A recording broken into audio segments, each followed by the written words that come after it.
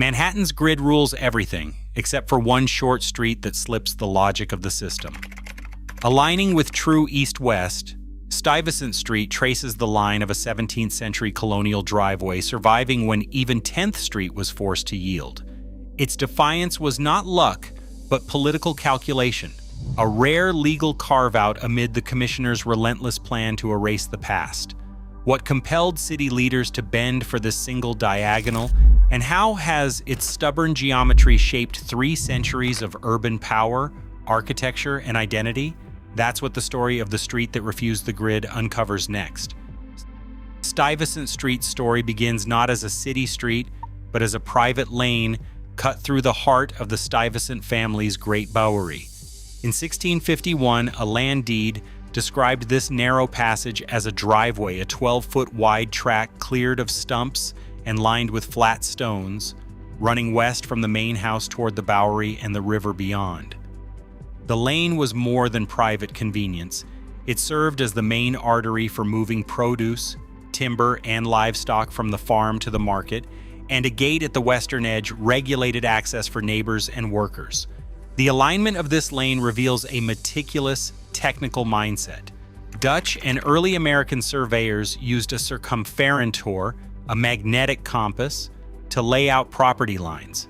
In the mid-17th century, the compass needle in New Amsterdam pointed about 3.5 degrees west of true north, a quirk of local magnetic declination. Without correcting for this variation, surveyors marked east-west lines that were, in reality, slightly off from geographic east-west.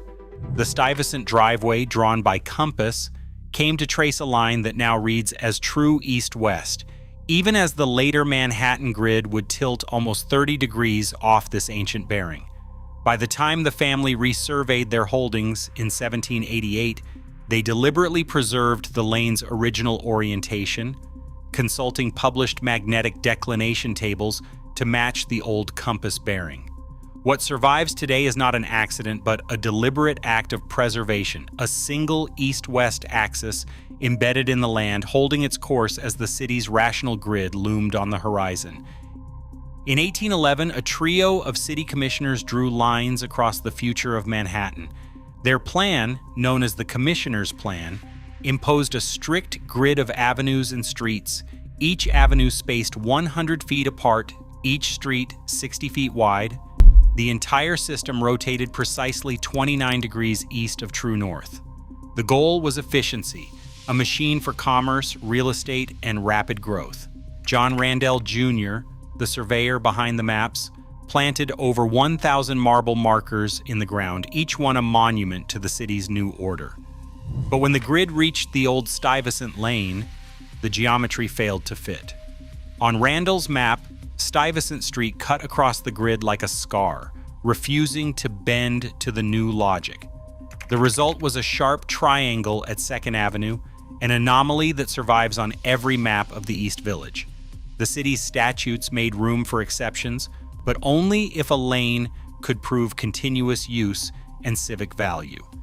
In January 1829, the Stuyvesant heirs filed a petition with the Common Council, arguing that the street served not just their family but the congregation of St. Mark's Church and the broader Bowery community. Council minutes from January 25, 1830, record a unanimous vote. Stuyvesant Street would be recognized as a public right-of-way, exempt from the grid's demolition. The legal language cited the original 1651 deed and attached a certified copy as evidence. The commissioner's plan bent, just once, to history and local power. In that moment, the diagonal survived not as a relic, but as a sanctioned exception, setting a precedent for future preservation battles. The physical survival of Stuyvesant Street owes as much to architecture as to statute. Anchoring its western end stands the Hamilton Fish House, completed in 1804. Built in the Federal style, its brick facade and 5-bay symmetry reflect the ambitions of the early Republic. The house's central hall aligns precisely with the street's axis, a subtle but deliberate reinforcement of the original east-west bearing. For decades, The Fish House served as both residence and political seat.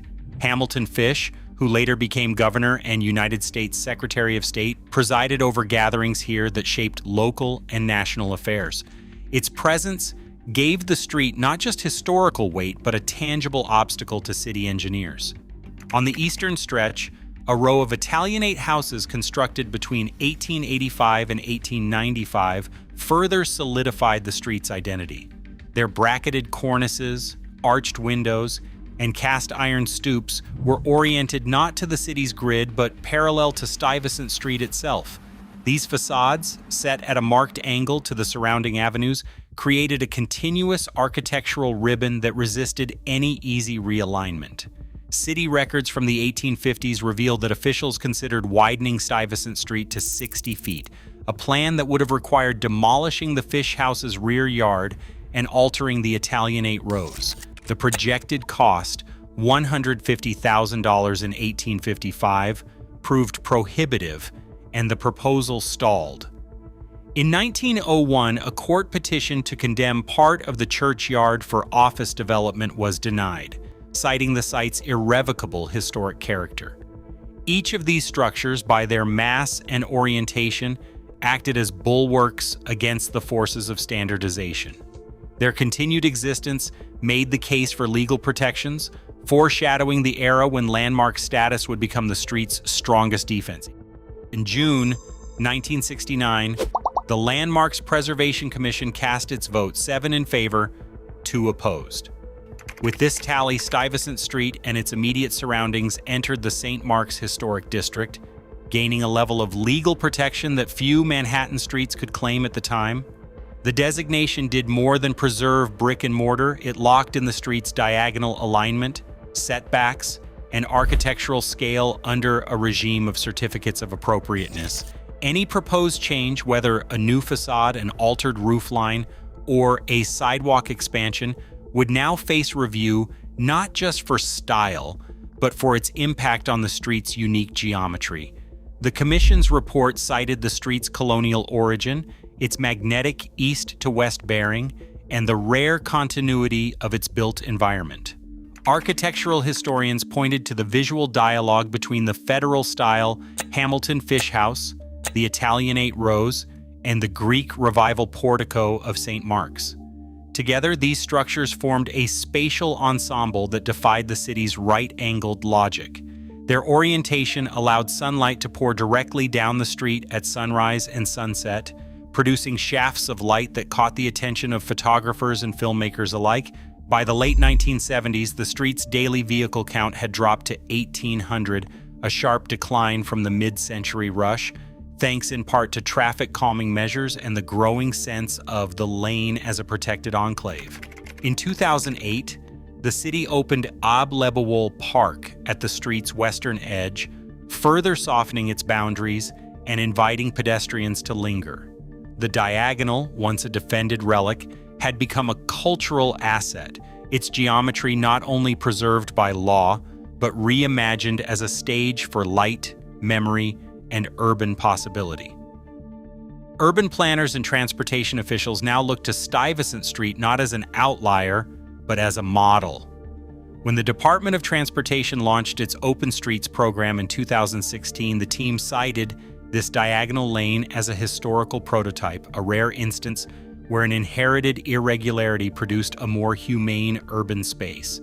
The 2019 Open Streets Pilot Guide points to Stuyvesant Street's scale, orientation, and pedestrian experience as evidence that streets outside the rigid grid can foster public life in ways the grid rarely allows. The lane's east-west bearing, preserved through centuries of policy and protest, creates a corridor where sunlight, sightlines, and the rhythm of daily life unfold differently than anywhere else in Manhattan.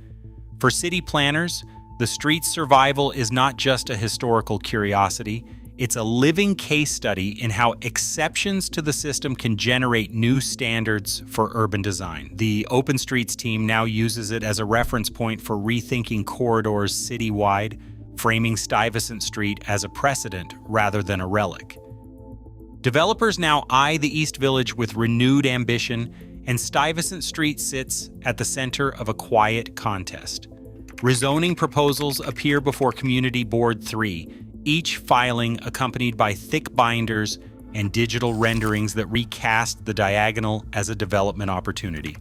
In recent hearings, advocates from the Stuyvesant Street Society and local preservation groups argue that even minor zoning changes could unravel decades of careful stewardship.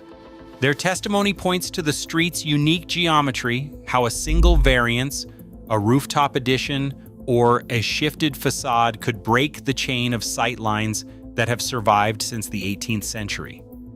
Meanwhile, developers stress the need for density and modernization, citing housing shortages and market pressures.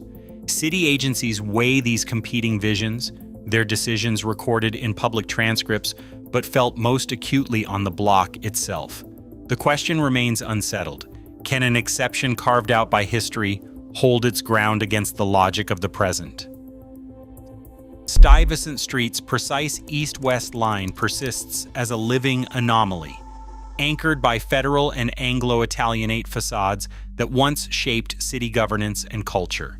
In a city obsessed with order, one diagonal fragment still bends the rules. Its persistence asks, what other fragments, currently invisible, resist the machine? Share your perspective below.